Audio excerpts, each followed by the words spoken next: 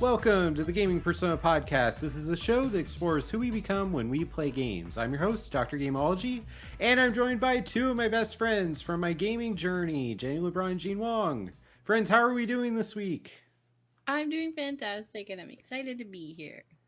I am fine. Wow, that is definitive.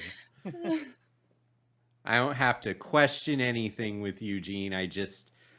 You're fine. That's like 3 out of 5 on the Likert scale. So, before we get started, where can our listeners find us? You can find my photography page on Instagram at j.lebronphotography or jlebronphotography.com if you're curious about what a nerdy person's photos look like. And I'm Dr. Gameology on YouTube and other social apps. And of course, you can find me on this show every week. The Gaming Persona can be found on Apple Podcasts, Spotify, Google, and most anywhere else podcasts can be found. If you are enjoying our content, be sure to leave a review on your favorite listening app. Excellent, excellent. All right, special shout out goes out to our patrons this month, Doritos, Dr. Neil, and Brian. Fun fact, I am just 3 weeks away from getting to meet Dr. Neil in person at a conference in, drumroll please, I can't do the sound effect. Sorry. In Arizona, I get to do another return. It's like return, but also leave. It's like a leaving that I've done before, so it's also a return. It's cool hero's journey stuff, like Luke going to Tatooine, but only to save Han. So thank you, all three of you, for supporting the Gaming Persona. If anyone else is interested in getting to participate in some of the extra chats and activities and materials that I am totally turning in on time with my schedule, I'm gonna get better. I actually I have a really good Ordinary World to share this week, so let's go ahead and do that. The Ordinary World, where we share everyday life through our games. I backed myself into the wall there, Jenny. So what are we talking about from the world of video games today? This is we don't know yet. We're going to let RNG decide what we're going to talk about today. Yes, absolutely. Like our random topic generator episode, but like an extra layer on top of it because we don't actually know what it's going to be. Yeah, so this is actually a really cool episode, and it connects to my professional life way more than I thought it did when I brought it up. Because when I brought it up, it was just me having decision fatigue. But actually, I'm on the committee at my university for deciding the university policy for using AI tools in the classroom for both faculty, what's approved, what's not approved, what's in the gray area that you can get away with as long as you do it mindfully. But also for students, what are you allowed to do for your assignments? What can be turned in? What is allowed, but only as part of the research process? And my university is actually really proactive at looking at technology as a constant in society. So the idea that you're going to do all of your academics without using common technology now is not a solution. So we're leaning in. We're using AI that understands the Dr. Gameology brand. I've trained it for months. And it has given us one topic to talk about for every side of a D20 that our dungeon master is going to roll for us live on the show. So we don't know what we're going to be talking about, but until the timer that I have on my screen hits 0, that list and Gene's dice control our fate. Control our fate. Yes, that's what all the good tabletop games are about, right, Gene? Yeah. It's about destiny and fate, free will versus determinism, the boss versus your health bar. All the good things. So, but we are in the Ordinary World segment, so this is where we do get to talk about what we're doing with video games. So, What are we doing? Well, I haven't played video games. I just finished. I know, shocking, shocker. Everyone is so surprised. But I did start. So I actually for the first time in I don't know how long, am done editing photos. I What? have I have 0 photos to edit right now. All This has right. not happened. It might maybe in years. Like I don't remember the last time this happened. So I have a shoot tomorrow, so that's going to change in 24 hours. However, it's been nice. Um but I did video gaming related. I did start watching a new podcast slash like YouTube series um on it's actually one of my previous clients that I knew was a comedian and I knew was like kind of up there in um the comedy world and was also a nerd and like, that's why they were drawn to me. But I didn't really look into like what he was in. Um and he's the DM for Dimension 20, like which is like a big D&D kind of show on YouTube. And I started watching their Fantasy High campaign um a couple days ago, and it's really good. It's very entertaining. It's hilarious. It's just so much fun, and I'm excited to continue listening and see what happens. And a lot of the people that are the players and that are part of the show were at the wedding, and it's just really funny to like see these people and I'm like, I recognize all of you.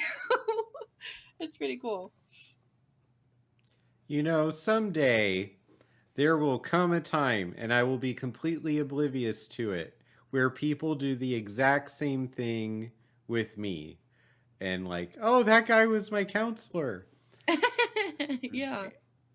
Yeah, but the fact is when you're purchasing a service, unless you're buying that service specifically because that's the person you want to work with, usually it's just like, yeah, whatever. You would never know. Gene, what have you been up to? Oh, I have been playing Armored Core 6, the newest game from software. From Yeah. From Software. Yes, from software. Yeah. Where? How is it? It is very good. I mean, as far as it's kind of considering the Armored Core franchise was semi-dead. I mean, their last game was in 2013. It's a very good return to form. Um, it is much. Let's see, what's the word? It's more accessible than it used to be. Used to be the game was annoying and really hard to understand on purpose. Now is less so. Now it's more of the level of obtuseness that like a Dark Souls or an Elden Ring would have. So Okay. it's hard but understandable. I found Before, Elden Ring very understandable. yeah, I thought that was a really big improvement over some of their past games. yeah.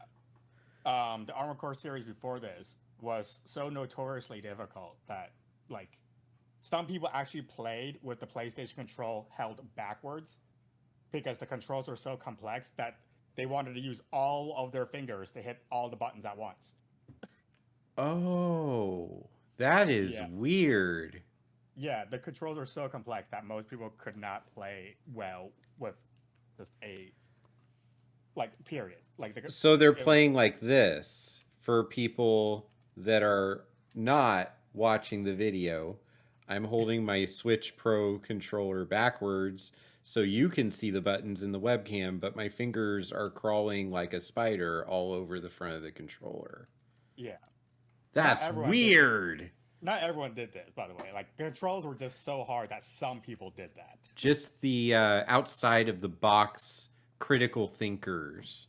Yeah, Neat. but You could but just play with now, mouse and keyboard, right? well, no. Before then, they were never on PC.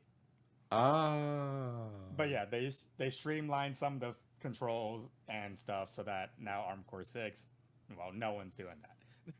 Okay. So on a scale of 1 to 10, is Uh, is Armored Core 6 doing better than you with your sure. fair? I would say it's like an 8.5 ish. Oh, you use decimals on a Likert scale, Gene. I was gonna say that that's a pretty high score for Gene's Likert scale, I think. Yeah, but he Yeah. broke the system. You can't decimal point a Likert scale. Yeah. And the only reason it's not even higher is because, well, during from some of the streamlining and making the game more accessible, they unfortunately did away with some of the stuff that's interesting about the game. Like, you can't go into debt anymore. Oh no. So no, so debt was an interesting thing in some of the older games. Like, okay, so you're in the games, you're a mercenary. You're a guy that pilots a big robot suit, Right. right? And you go on missions.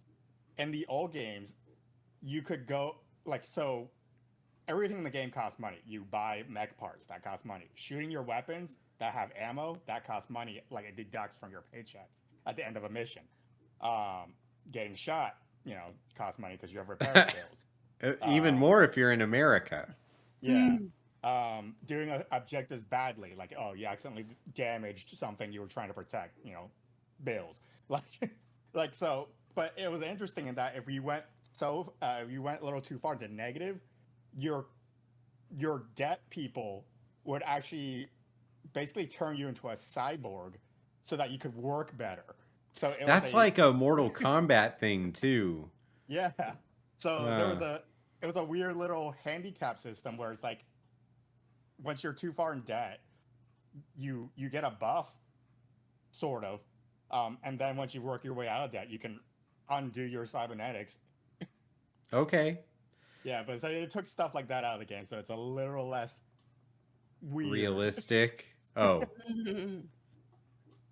Man, debt, taxes, you have to buy every bullet. Man, it's sounding like a life simulator. That is not what I want to play when I want to escape into a video game. So I picked a green background to subliminally communicate to both of you some really exciting things. I have defeated all 4 divine beasts in The Legend of Zelda Breath of the Wild. All right. Woohoo! And I'm currently actually in Hyrule Castle for the first time, but I'm not trying to finish the game. I'm just searching for a memory. So I want to finish the memory quest because that's the closest thing this game has to story that involves Zelda. So I want to see all 12 of those. I found 7 of them, so 5 left. I'm searching the castle, which is the final dungeon for the one that's listed as number 8. But if I were making the game, it would have been the 12th one. Because putting the 8th out of 12 in a very dangerous place like that, so mean. But I'm enjoying it. I found the Master Sword and I've claimed it. So now I can use the Master Sword. I've gotten over the hump to the point where I enjoy playing the game now. And Nice. I'm gonna finish it.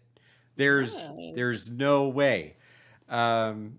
Also, let's Well, see. do you actually enjoy the game enough to find all bazillion seeds? No. Okay, then I don't know if I you really there's enjoy it. Then? there's no reason to complete goals that you don't care about in video games if you've platinum trophied over 20 games. Like Bazillion seeds. Yeah, there's like 900 of them. I did find the mask in the Forbidden Forest that starts chiming when you're near them. I haven't equipped it though because I haven't gotten to the point where I care about that. So I'm just looking at it like I want to experience the story of this game. I'm not going to watch someone else's victory on YouTube. That's not my style. And I'm really enjoying it. I've also been playing a ton of Dead by Daylight. Mm-hmm. Did either of you happen to catch my stream last night? No. Nah. Oh man, it was so much fun. I died so many different ways. I'm really good at running myself around in circles and then running straight into the killer. So that's fun. Sounds like But me. I've leveled up several characters in the past couple weeks. I finished one level of prestige on Nicolas Cage and Feng Min. So now I'm working on Dwight. Every time you prestige level, that means you got the character up through the 50 levels of the blood web, which is where you spend your EXP called blood points. And then you earn the right to unlock one prestige level for them and send them back to level 1 of the web. But when you prestige level them, you unlock their personal skills for all other characters. So that allows you to mix and match their strengths with the strengths of other characters. So the more characters you prestige level, the more flexibility you have to build your character perks up for specific things. And for me, I'm always into the personality of how we create our characters. And this is like a really sadistic character creation process. Because in order for me to get a skill that doesn't explode the generator every time I fail a reaction command, I have to prestige level Feng Min. But maybe I also want to be quiet when I'm crawling and reduce my sound to 0. So then I need to prestige level Meg. And maybe I want to yell at the killer just for dramatic effects. So now I have to prestige level Nicolas Cage. So every character I focus on is part of a very elaborate long-term plan to eventually have my characters built up the way I want them to be. So it's kind of a reflection of my personality, but it's also about minimizing my weaknesses and maximizing my own strengths. So I was talking with one of my friends who got me into this game and played SWTOR with back in the day. Goes by Medulla online, which I love because, brain terms. And I was talking about this perk that stops the generator from alerting the killer when you fail. He said, yeah, but once you get good at reactions, you don't want to use that one because it's a waste of a perk. And I was like, oh, he called me bad. Once you get good. Yeah. Yeah, but he's like I my would need that one. mentor. He's like my mentor in this game. Like, I started playing because he asked me to. I'm pretty sure that's how it started. Wasn't he a part of the stream chat when we played last year? Exactly 1 year ago today? I think so. Yeah, it's maybe a couple more days. We're like at 363 right now. Oh, okay. Yeah, but this is the official end of season 3 for the gaming persona. The next episode we do, I'll be hitting the number 4 for what season are we on. So we did this 3 years. So proud. Yep. So let's answer our call to adventure. So we're gonna roll. We are. So this is where we get into our topics for the week.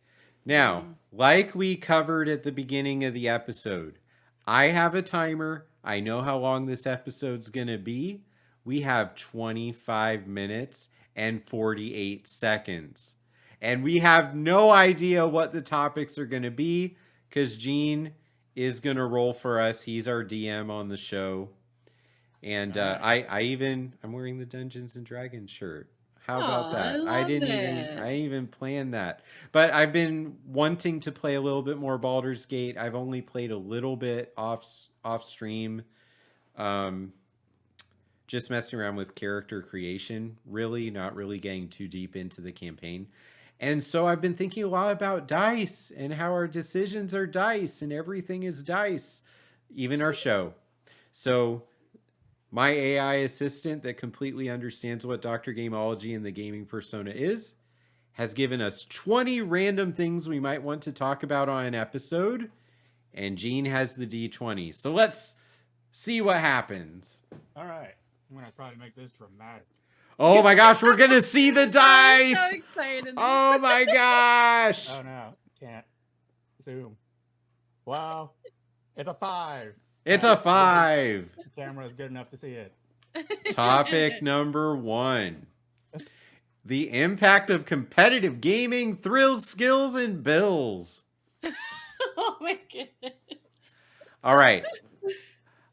When I first saw this one actually was one of the more scary ones. I was thinking, what are we going to talk about? What's our entry point into this? None of us are competitive gamers who pay our bills by how well we do in games. But it turns out I've had a couple clients that actually attempted to be competitive gamers and have paid some of their bills through what they do in video games. So I'm going to use that experience and just talk about why competitive gaming is so important for people, for working adults, for children transitioning into adulthood, and how it affects our mental health. So I have all of that in my mind.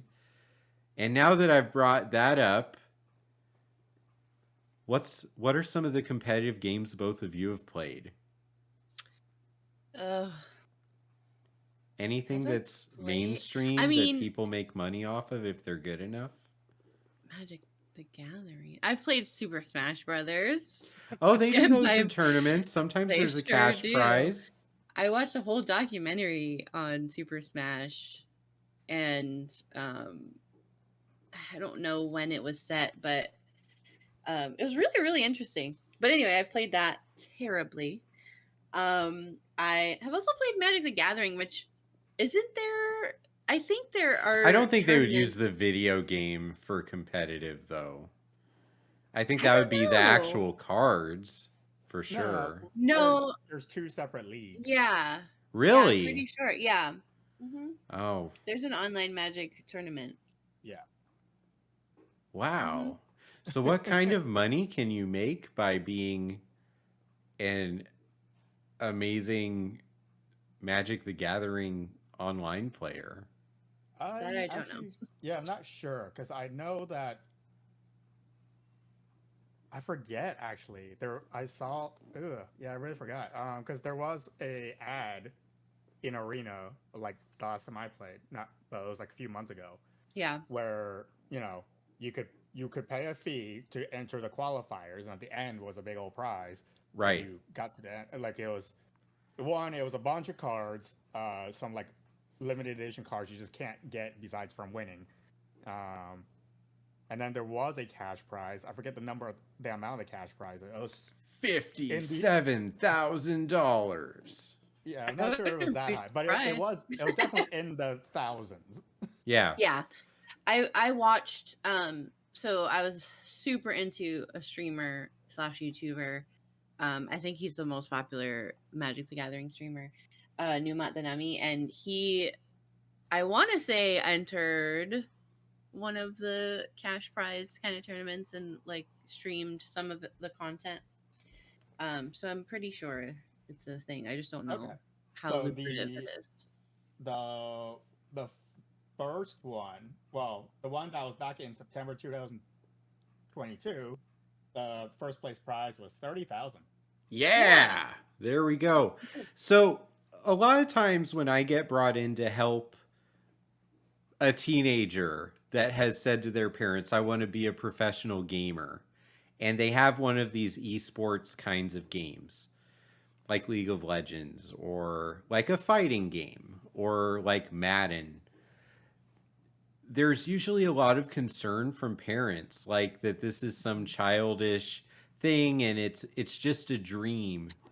And one of my things as a mental health professional is I will never, ever, ever, ever, ever, ever, ever have a client leave a session with me saying that I am the killer of their dreams.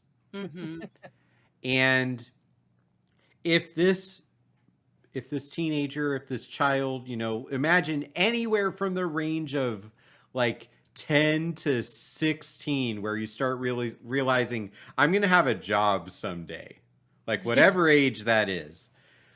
And if they were into sports, you would pay to play mostly for fun in leagues around your local community. You'd travel to tournaments, you'd show up to practices, you'd put all this extra time into playing that sport, both casually, in your yard, in your driveway, with other people. It would be a defining feature of your life. Sometimes it would be for wins and losses, and sometimes it would just be for the love of the game. Mm-hmm. And eventually you do end up playing somewhere where it becomes a part of your life story forever, even to the point of earning money doing it. And that's when you become professional or semi-pro. Yeah. And it's risky. I mean, the percentage of football players that end up in the NFL, I don't know that number, but it is small. Think about how many high schools there are in the country and how many NFL teams there are, plus how many roster spots they have. So many people, they just play in high school and that's the end of their football. Yeah. Or But they move on to college, right? which is a whole other world of sports that is huge. Right. And just because you don't end up making your entire living playing a game doesn't mean that was a waste of your time as a 14-year-old or a 12-year-old, right? And that's what I try to represent when it comes to games is you can be fascinated with the idea that this game people make $30,000 playing in one go if they're good enough. And I'm really good. I win 9 out of every 10 matches or 97 out of every 100 matches. So why shouldn't I think about I could go for this? But if you don't make it, if you don't earn that 30K check, if you leave that tournament only with a little gift card for $200 at Best Buy, Yeah. you know, I it's still a good part of who you are. I wonder how different it would be if, so like I'm thinking about when I was a child and when my brother was a child, we both played basketball. I didn't love it, stopped after a while. I love basketball, Jenny. Okay, keep going. I mean, I love the game. I still love the game. I still watch basketball whenever the season starts. I'm watching games every week. But I didn't love playing it and I just wasn't good at it. And, you know, anyway.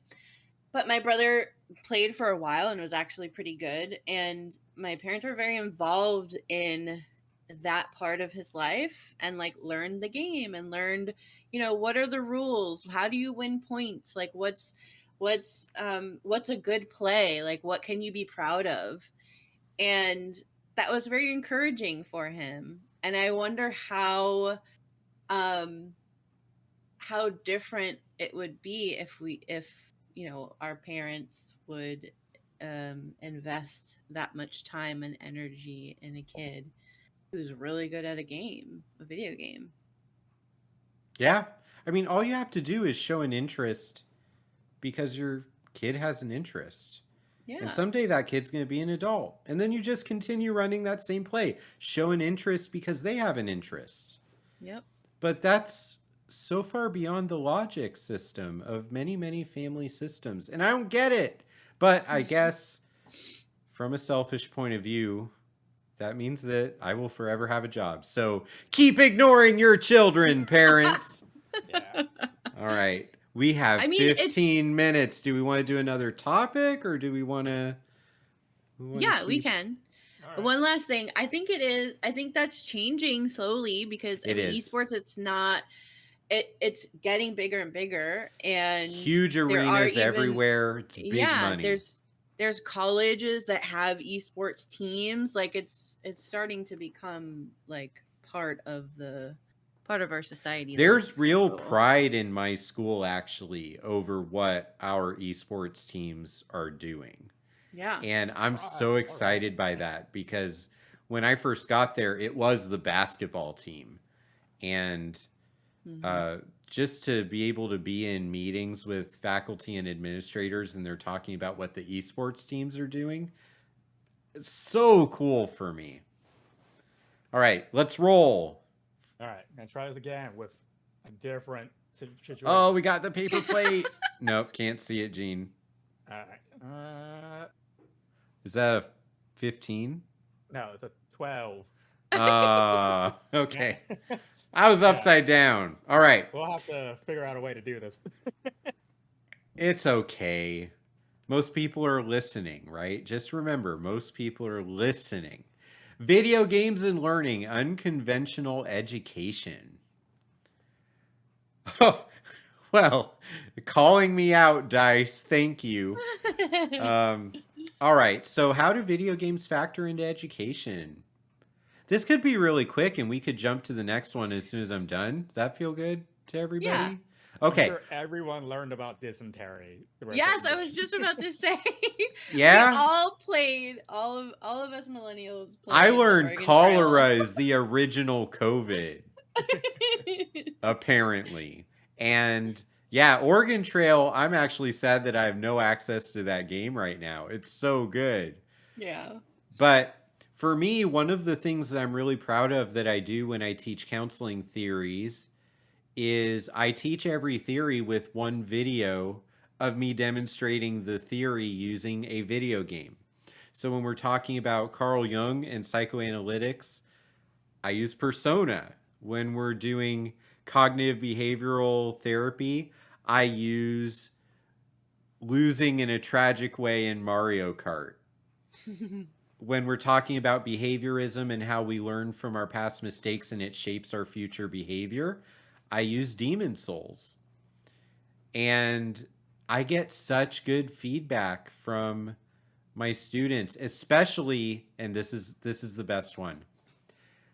I recorded a very simple level 20 dungeon in Final Fantasy 14, and I added the arrows for whose role is what when I'm talking about family systems theory. And so I'm talking about how if the tank does their job correctly, if the DPS does their job correctly, if the healer keeps everyone alive effectively, this system will work. Just like there's parents, there's different parents doing different things. There's children, different ages doing different things. There's different age ranges. There's different family roles. But if everyone does it right in the house, it's beautiful. And you overcome whatever the problem is today. The boss, the monster in the middle of the room, has no way to defeat you. But when people start focusing only on their own roles, it falls apart because we actually do rely on each other doing the things that the system needs us to do in order for life to have harmony. And so many students are like, family systems theory sort of made sense to me, but once you broke it down with the video game, it really made me understand why this is its own way of doing treatment. I was like, yes, there you go. Remember that for the next 2 years while you finish the program. Because theories is the very beginning for a lot of students. So, you know, that might be, I mean, there's hundreds of other ways to use video games in education. You can use a level up system for the right choices or good behavior or consistently turning things in on time. You can gamify anything. I mean, that's why I'm Dr. Gameology. I just love the idea of the way video games teach us to apply ourselves, making a difference in all life contexts. So I think we or you aced that one. yeah, A+. That's why I show up for testing day. Gene, roll again. Okay. Gonna try this again. Let's see. Wow, this is dexterity here. What? I can't see the number. What? Is it one? Is it one? That's a 3. Oh. A 3. Man. All right. Roll of games and stress management. All right. I'm not carrying us on this one. Stress management. Stress management. Who here is feeling stressed right now in life in general? Sure. I don't have enough hands. We all are. See, we're so stressed that we find little pockets of our own free time to create more personal homework for ourselves Oh. called the podcast, right?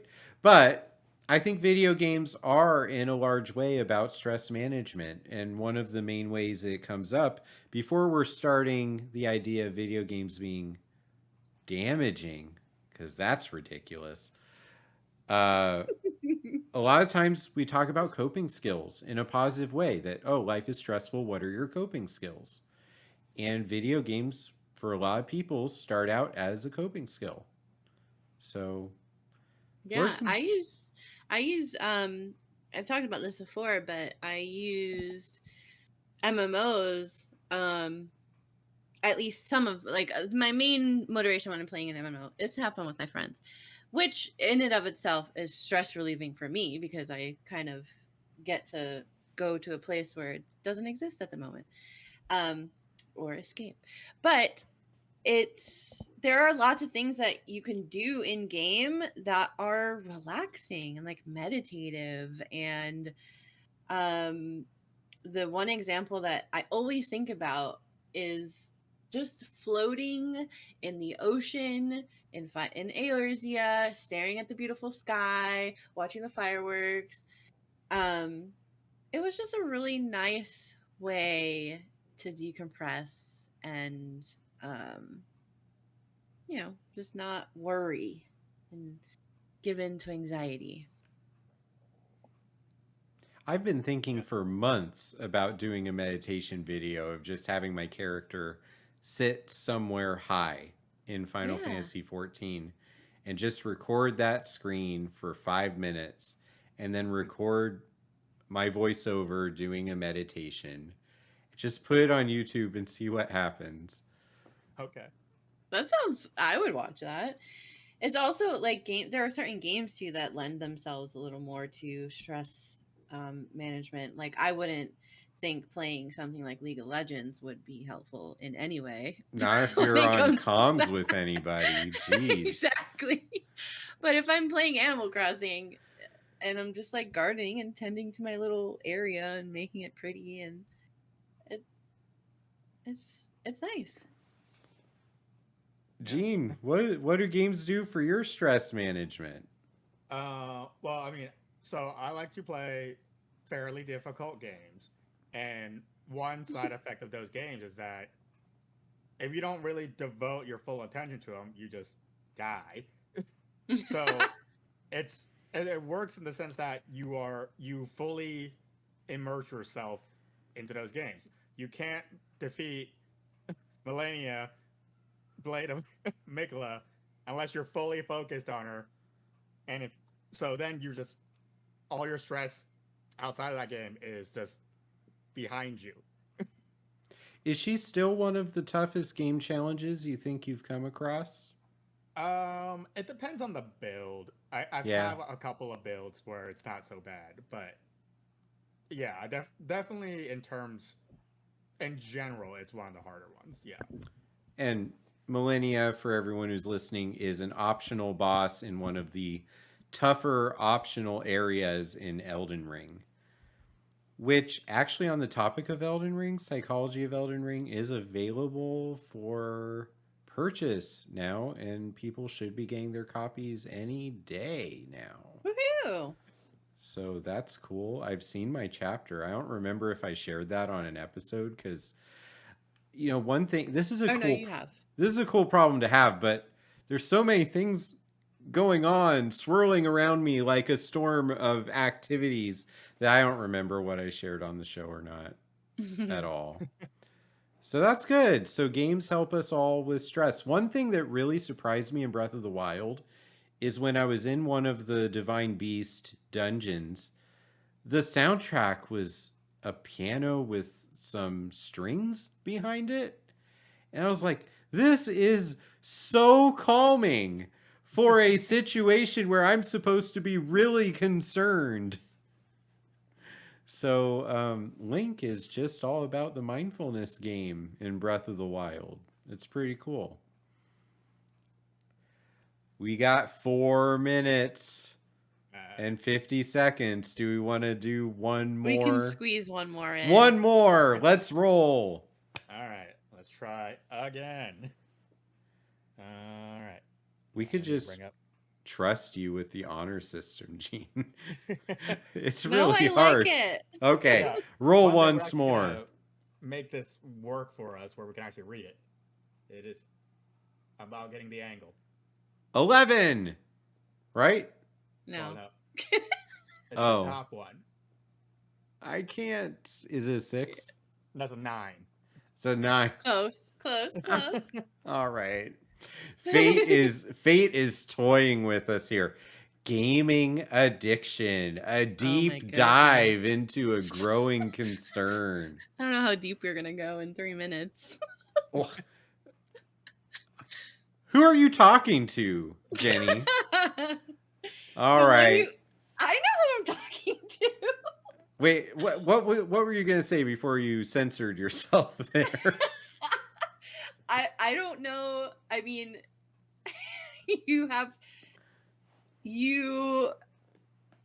let's just say 3 minutes is not a lot of time for you.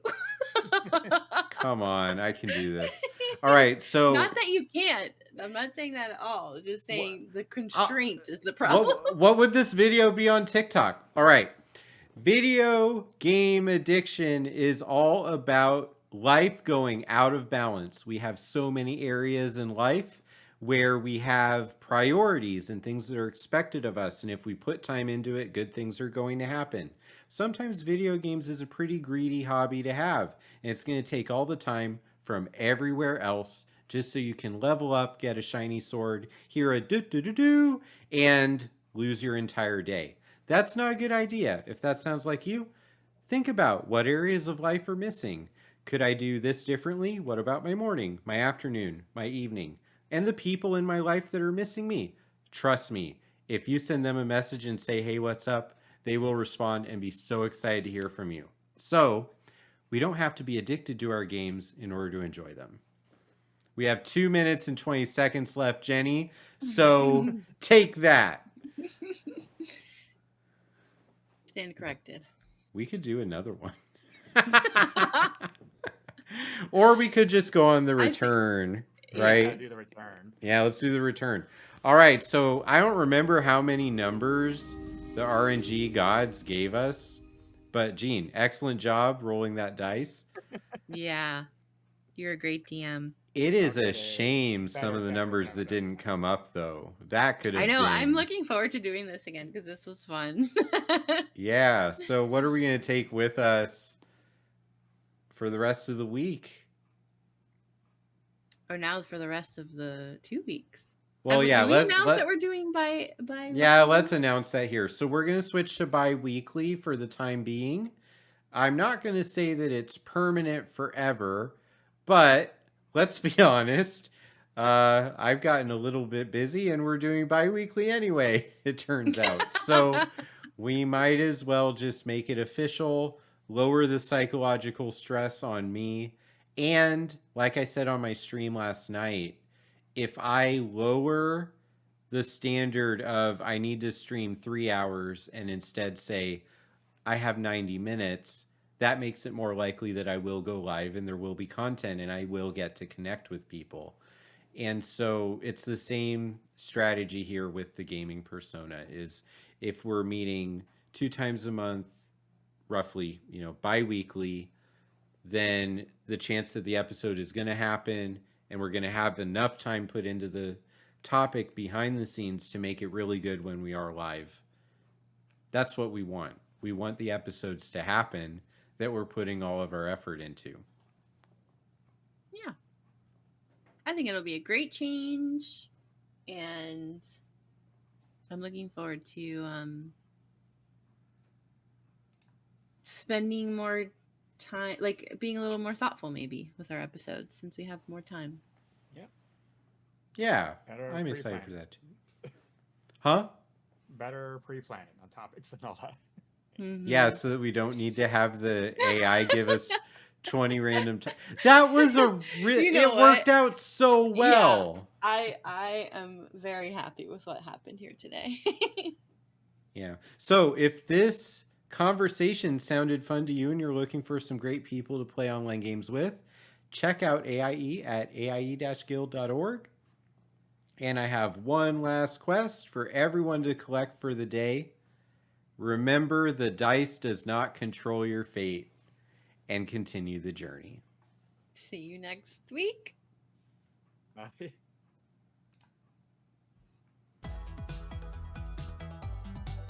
Wait, the whole point of this episode is that the dice does control your fate. Yes. If you let it. Sometimes it's fun.